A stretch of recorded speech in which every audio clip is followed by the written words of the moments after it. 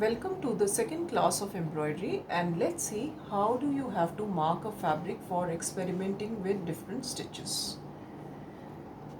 For example, if you want to make running stitches and its variations, so we are going to work on some straight lines on the fabric, or we can also work on a L where you can also see how to turn the stitches.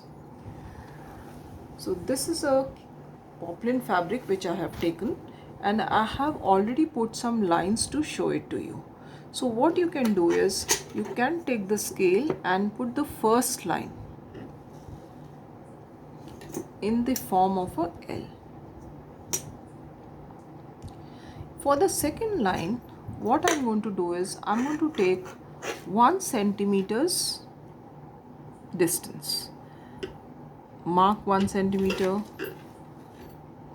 points like that, and 1 centimeter here also, just to get the point. 1 centimeter on this side, 1 centimeter on this side, and then join the line. Join the line, and here also whatever you have marked, join the dots here also.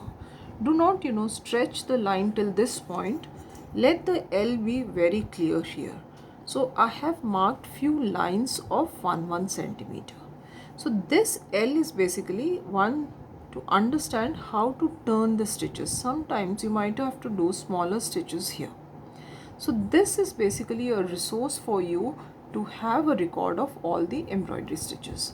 So what I've done is I have marked 0.5 centimeters. 0.5, yeah, and mark 0.5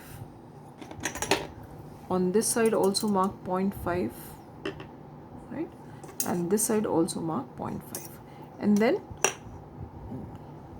join the dots 0.5.